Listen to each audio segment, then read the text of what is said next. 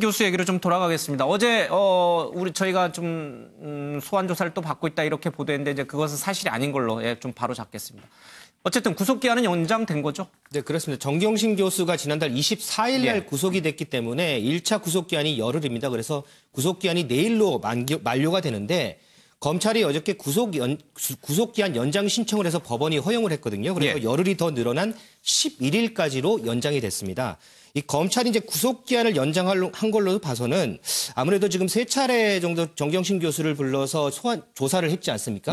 그렇기 때문에 지금 조국 전 장관과 이 정경심 교수의 연결고리를 아직까지 찾지 못한 것 아니냐. 그렇기 때문에 구속 기한을 연장한 건 아니냐. 이런 지금 해석들이 나오고 있습니다.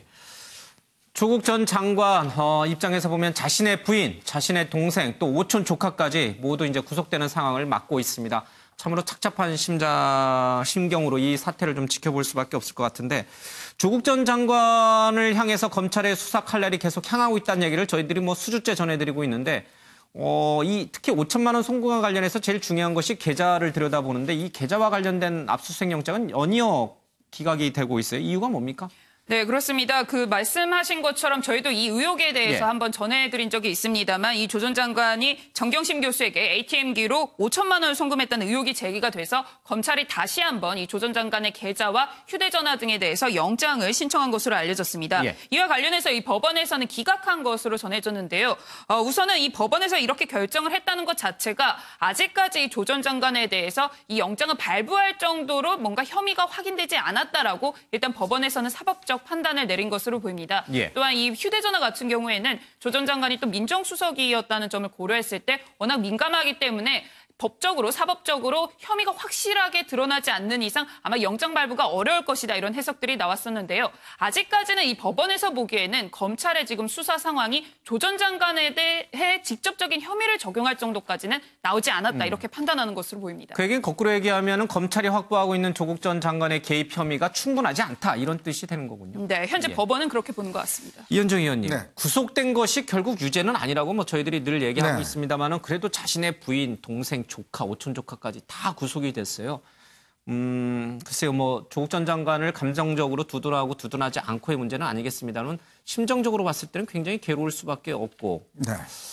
글쎄 어떻게 이 위기를 돌파할 것인지 구속이 곧 유죄는 아니긴 합니다만은 결코 쉬운 상황은 아닌 것 같습니다. 조 전 장관한테는. 그렇죠. 법무장관에 나서지만 않았더라면 이런 일이 났을까라는 생각이 아마 본인도 할 겁니다.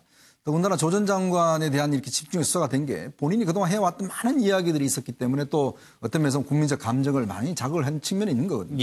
근데 지금 조 전 장관이 제가 좀 보니까 좀 가족들을 걱정할 상황이 아닌 것 같아요. 지금 문제는 이제 본인에 대한 문제인 것 같습니다.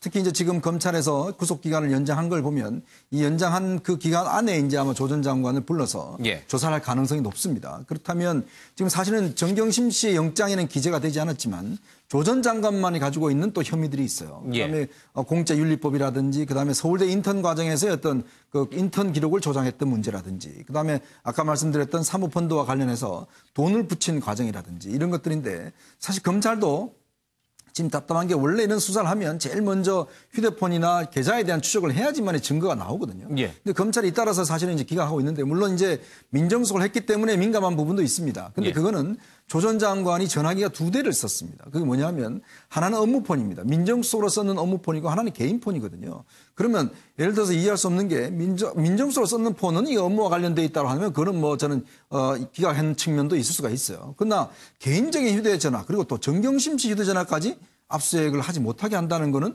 이건 좀 납득이 되지 않습니다. 왜냐하면 그동안 많은 수사를 할 때 보면 가장 먼저 하는 게 검찰이 압수수색과 그다음에 이제 영장 이 계좌 추적이거든요. 근데 지금 이 조국 전 장관 일과 수사에서 보면 유독 지금 법원은 계좌와 이 휴대폰에 대한 영장은 내주지 않고 있어요.